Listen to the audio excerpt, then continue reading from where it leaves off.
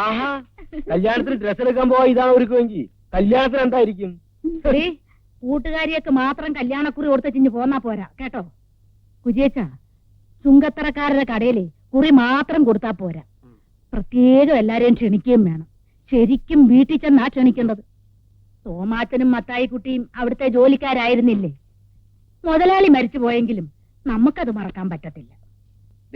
മതി, ഇറങ്ങ്, ഇല്ലെങ്കിലേ ടാക്സിക്ക് കാശ് കൊടുത്ത് മുടിയും. എന്തിനാടാ വല്ലോന്റെ ടാക്സി കയറി പത്രാസ് കാണിക്കുന്നത്?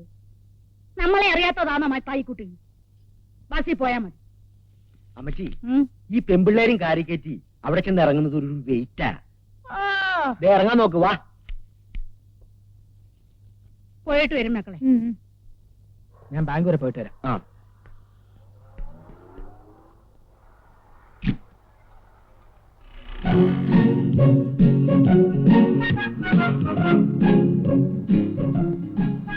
ഇറ്റാന്റെ ആള് വന്നിട്ടുണ്ട്. ആര്? ബീന. കുര്യച്ചനും ഷെർലിയും കൂടെ ഉണ്ട്. എന്നിട്ട് എവിടെ? പുറത്ത് കാരണത്തിരിക്കുക. നീ നല്ല പാർട്ടിയാ, ഇങ്ങോട്ട് വിളിച്ചോണ്ട് വന്നൂടാ. വെറുതെ നമ്മുടെ വെയിറ്റ് കളയരുതേ. വരാനുള്ളവർ ഇവിടെ തന്നെ വരും, വഴിയിലെങ്ങും തങ്ങൂല. എന്നാലും നമ്മൾ അവരെ വിളിച്ച് ഇവിടെ കൊണ്ടുവരുന്ന അതിന്റെ ഒരു മര്യാദ. അങ്ങനെ ഒരു മര്യാദയും വേണ്ട. തൽക്കാലം ഞാൻ പറയുന്ന അനുസരിച്ചാ മതി.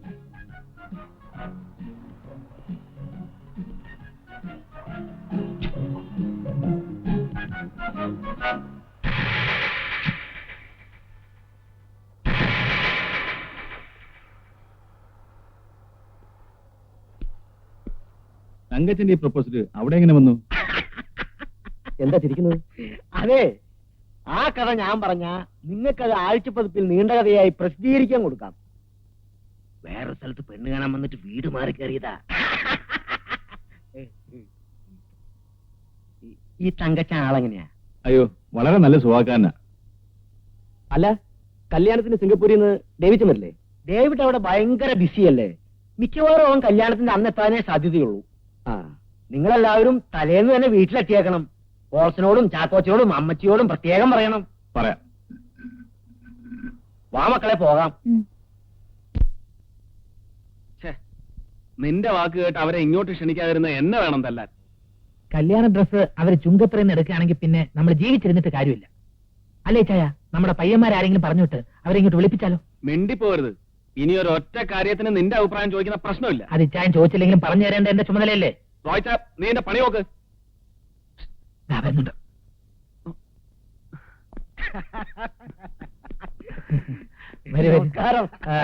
ചുങ്കത്രയിലോട്ട് കയറി പോകുന്നതാണല്ലോ. കല്യാണം ക്ഷണിക്കാൻ വേണ്ടി പോയതാ. ഞാൻ പറഞ്ഞില്ലേ ഇവർ ഇൻവിറ്റേഷൻ ലെറ്റർ കൊടുക്കാൻ വേണ്ടി പോയതായിരിക്കും. കല്യാണ ഡ്രസ് അവിടുന്ന് എടുക്കുമെന്നായിരുന്നു ഇച്ചായന്റെ ടെൻഷൻ. ഒരു വാക്ക് പറഞ്ഞാ പാലിക്കുന്നവരാ തെക്കും തലക്കാര്. ഇവിടുന്ന് എടുക്കൂന്ന് പറഞ്ഞാ ഇവിടുന്ന് എടുക്കൂ. വരൂ, നമുക്ക് ഡ്രസ് സെലക്ട് ചെയ്യാം. പുതിയ സ്റ്റോക്ക് എല്ലാം പുറത്തിറക്കാതെ വെച്ചിരിക്കുക. നിങ്ങൾ എടുത്ത ശേഷം ബാക്കിയുള്ളത് ഡിസ്പ്ലേ ചെയ്താൽ മതി എന്നാ ഇച്ചായം പറയണേ. അല്ല, അത് പിന്നെ മാജം ഇത്തിരി കൂടുതലാ. സ്വല്പം. അങ്ങനെയുള്ളവരെ എനിക്കും ഇഷ്ടം. അങ്ങനെയാണെങ്കിൽ നിങ്ങൾ രണ്ടാളും സംസാരിച്ചേക്ക്. നിങ്ങൾ ഞാൻ കൂടെ വരാം. നീ ഇവിടെ നിൽക്കേ. അവിടെ നിൽക്കാൻ പോയിട്ട് വരാം. എവിടേക്കാ പോണേ? നമുക്കിവിടെ സംസാരിച്ചോണ്ട് നിൽക്കാന്നേ. എനിക്ക് ഈ കട കാണുമ്പോ 49 വെള്ളപ്പൊക്ക ഓർമ്മ വരുന്നേ. ഇതെങ്ങനെയുണ്ട്? കൊള്ളാല്ലേ?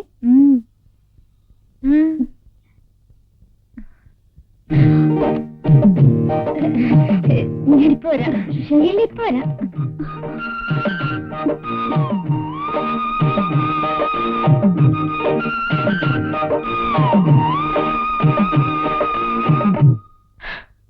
അവസാനം അങ്ങനെ കാഞ്ഞിരപ്പള്ളിക്കാര് കുറെ തിരുമുലുകാര് വന്നു.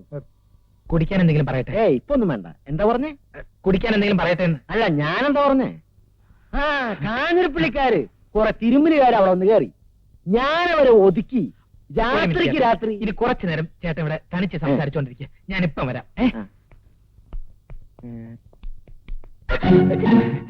എടുക്കണ്ടേ?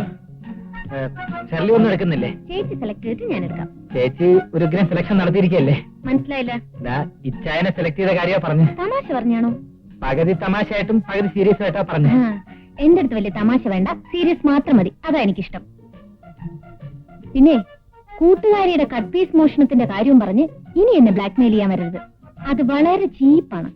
ഇതിനൊക്കെ ഉരുളക്കുപ്പേര് പോലുള്ള മറുപടികൾ തരാൻ എനിക്ക് അറിയാഞ്ഞിട്ടല്ല. പക്ഷെ വേണ്ട, അത് തന്നോടുള്ള സോഫ്റ്റ് കോർണർ അല്ല, തന്റെ ചേച്ചിയോടുള്ള കൺസിഡറേഷനാണ്.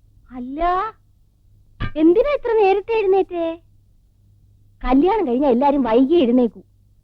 ഇവിടുത്തെ ഏലിക്കൊച്ചമ്മ പോലും ഇപ്പോഴും എഴുന്നേക്കുന്ന 7 മണിക്കാ. എന്നതാ മോളെ ഇവള് പറയുന്നേ? ഇവള് പറയുന്നൊന്നും മോള് കാര്യമാക്കണ്ട. ഇവളെ വാപോയ വാക്കത്തിയാ. രാവിലെ മോള് കുളിയൊക്കെ കഴിഞ്ഞോ? എന്നിട്ട് തന്നെ അങ്ങ് മാറി നിൽക്കുന്നേ. ഇങ്ങോട്ട് വാ. ഇനി ഇവിടുത്തെ കാര്യങ്ങളൊക്കെ നോക്കി നടത്തേണ്ടത് മോളാ. തങ്കച്ചിനുണ്ടേ കൊടുക്ക്. അവൻ എഴുന്നേറ്റോ? ഇല്ല. വലിയ ഉറക്കക്കാരനാ. ഓ, എന്നതാ ഇത്ര കണിക്കാൻ? ഞാൻ ഓരോന്ന് ആലോചിച്ച് തിരിച്ചു പോയതാണേ. അയ്യടി, അങ്ങനെ ഇപ്പൊ ഒന്നും ആലോചിക്കണ്ട കേട്ടോ. ആ അരിപ്പൊടി എടുത്തൊന്ന് നനച്ചേ. അയ്യോ, ഞാനും അതാ ഇപ്പൊ ആലോചിച്ചേ.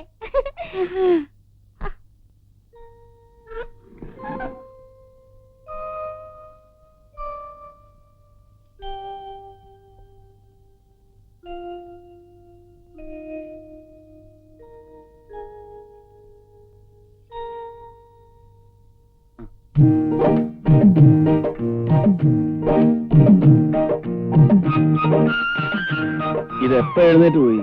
ഞാൻ അറിഞ്ഞില്ലല്ലോ. ഞാൻ എണീറ്റിട്ട് കുറെ നേരമായി. ഇച്ചായി നല്ല ഉറക്കായിരുന്നു. ഇരിക്കെ. ഞാൻ നിന്നോളാം. ഇരിക്കടോ. അയ്യേ, വാ പോലും കഴിയാതെ തന്നെ കാപ്പ് കുടിക്കുന്നേ. ബെഡ് കോഫി കുടിക്കാൻ അങ്ങനെ വാ എഴുതേണ്ട ആവശ്യമൊന്നുമില്ല. താനാ ഡോറൊന്ന് ശാരിയേക്ക്. നമുക്ക് കുറച്ചു നേരം വെറുതെ ഇവിടെ ഇങ്ങനെ. എന്താ? അയ്യോ വേണ്ട, അപ്പുറത്ത് എല്ലാരും എഴുന്നേറ്റിട്ടുണ്ട്. ഇതിനൊക്കെ വേണ്ടിയിട്ടുള്ള ലൈസൻസ് അല്ലേ ഈ വിവാഹം എന്നൊക്കെ പറയുന്നത്? അവരെഴുന്നേറ്റാ നമുക്കെന്താ? നീയല്ലേ? അയ്യോ, ഞാൻ പോവാ. ഇനി വന്നേ. വീടന്നേ. ബീനെ, ഇവിടെ വാ.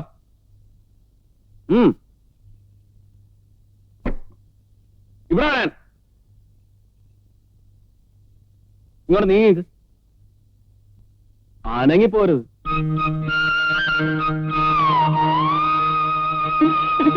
ഇനി ഇടയ്ക്കൊക്കെ ഫ്രീ ആകുമ്പോ ഇതുപോലെ ഇങ്ങോട്ട് വരണം.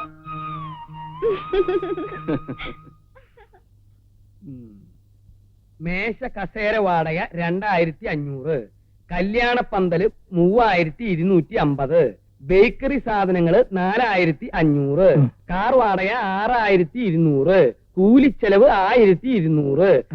ആകെ നിനക്ക് ഞാൻ തന്നത് 20,000 രൂപ. ചെലവായത് 17,650 രൂപ. ബാക്കി 2,350 രൂപ എവിടെയാണെന്നാ ഞാൻ ചോദിച്ചത്. അതങ്ങാ നിന്റെ പോക്കറ്റിൽ ഉറങ്ങിക്കെടുക്കുന്നുണ്ടെങ്കിൽ അതങ്ങ് എടുത്തേ. അത് പിന്നെ അപ്പച്ച ഈ കസേര മേശ എഴുതിയോ? ഈ മേശ കസേര എന്ന് പറയുന്നതാണല്ലോ കസേര മേശ. ഇതിൽ തന്നെ ഒരുപാട് കള്ളക്കണക്കുകൾ എഴുതിയിട്ടുണ്ട്. അതെനിക്ക് അറിയാഞ്ഞിട്ടല്ല, അതുകൊണ്ടാ ഞാൻ ചോദിക്കുന്നത്. മോനെ, 2,350 രൂപ എവിടെ? 2,350. ആ, ആലോചിച്ചിട്ട് പറഞ്ഞാ മതി. കല്യാണം കഴിഞ്ഞിട്ട് ഒരാഴ്ചയായി. ഇന്നാണ് അവ കണക്ക് കൊണ്ടുവരുന്നത്. അപ്പച്ച, അപ്പച്ചൻ തന്ന 20,000 രൂപയാണെന്ന് ഉറപ്പാണോ അതോ 17,000 രൂപയോ? ഒറ്റ അടി വെച്ചെന്നാണ്ടല്ലോ. ഞാനൊരു സത്യം പറയട്ടെ. എടാ, വല്ലപ്പോഴെങ്കിലും ഒരു സത്യം പറ, കേൾക്കാനുള്ള കൊതിയുണ്ടാ. അപ്പച്ച, ഇച്ചായന് കുറെ കൂട്ടുകാരില്ലേ? ആ കൂട്ടുകാർ പാർട്ടിക്ക് വരുമ്പോ അവരുടെ ചെലവിൽ മദ്യം വാങ്ങിച്ചുകൊണ്ട് വരാന്ന് പറഞ്ഞു. ഞാൻ പറഞ്ഞു, അങ്ങനെ അവരുടെ ചെലവിൽ മദ്യം വാങ്ങിച്ചുകൊണ്ട് വരികയാണെങ്കിൽ അതിന്റെ ക്ഷീണം ഇഞ്ചക്കാടൻ മത്തായിക്കാണെന്ന്. അതുകൊണ്ട് ഞാൻ കുറച്ച് മദ്യം വാങ്ങിച്ചു. അങ്ങനെയാണ് ഈ 2,350 രൂപ ചെലവായത്. എടാ, നീ പറഞ്ഞത് നേരാണോ? എന്താണ് അപ്പച്ച? നിന്റെ കൂട്ടുകാർക്ക് മദ്യം മേടിച്ചു കൊടുക്കണമെന്നും പറഞ്ഞ് എന്റെ കയ്യിൽ നിന്ന് 2,350 രൂപ മേടിച്ചു. അപ്പച്ചന്റെ കൂട്ടുകാർക്ക് മദ്യം വാങ്ങിച്ചു കൊടുക്കണമെന്നും പറഞ്ഞ് അവൻ എന്റെ അടുത്ത് 1,500 രൂപ വാങ്ങിച്ചല്ലോ. ഇവന്റെ തന്നെ കൂട്ടുകാരെ സൽക്കരിക്കാനാണെന്ന് പറഞ്ഞ് എന്നോടും വാങ്ങിച്ചല്ലോ 2,000 രൂപ. അതെ, ഞാനൊരു കാര്യം പറയാം. കല്യാണം ജോറായിട്ട് നടത്തണമെങ്കിൽ കുറച്ച് കാശ് ചെലവാകും. അതിന് അപ്പച്ചനെ പോലെ വെറ്റില 7 രൂപ 15 പൈസ, അടയ്ക്ക് 6 രൂപ 3 പൈസ, ചുണ്ണാമ്പ് 10 രൂപ 10 പൈസ എന്നൊന്നും എഴുതി വെക്കാൻ പറ്റില്ല. ഇതിനെയാണ് ജനറേഷൻ ഗ്യാപ്പ് എന്ന് പറയുന്നത്. അയ്യടാ, ജനറേഷൻ ഗ്യാപ്പാ? കാശിന്റെ കണക്ക് ചോദിക്കുമ്പോ ജനറേഷൻ ഗ്യാപ്പ് എന്ന് പറയാ? മേലിൽ ജനറേഷൻ ഗ്യാപ്പ് എന്ന് പറഞ്ഞിട്ടുണ്ടെങ്കിൽ അടിച്ച് നിന്റെ മോന്തര ഷേപ്പ് ചെയ്യാൻ പറ്റും. എന്റെ ദൈവമേ, തങ്കച്ച, ദേ ഈ കാശ് ചെലവാക്കണ കാര്യത്തില് അപ്പച്ചന് ഒരു ബുദ്ധിമുട്ടില്ല മോനെ. പക്ഷെ നോക്കിയും കണ്ടും ചെലവാക്കിയില്ലെങ്കിൽ ഞാൻ സമ്പാദിക്കുന്നതൊക്കെ വെറുതെ ആയി പോവില്ലേ? അപ്പച്ച, അപ്പച്ചന്റെ വികാരം എനിക്ക് ഒന്ന് പോടാ. നിന്നെ കൊഞ്ചിച്ചു കൊഞ്ചിച്ചെന്റെ എല്ലാം ചായ അതപ്പത്തിനുള്ള മധുരമില്ലാത്ത.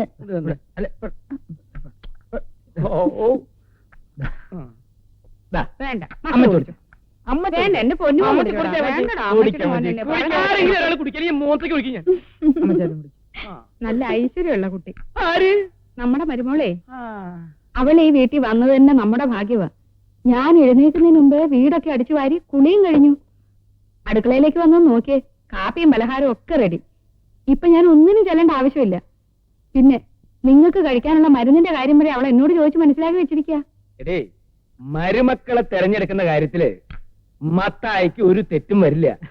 ഇനി ഒരു മരുമോളും കൂടെ ഈ വീട്ടിൽ വന്നു കഴിഞ്ഞാൽ പിന്നെ അമ്മച്ചിക്ക് ചെയ്യാൻ ജോലിയേ ഉണ്ടാവില്ല. അതന്നെ. എന്താ ചെയ്യല്ലേ ഇവരെ ശാപം.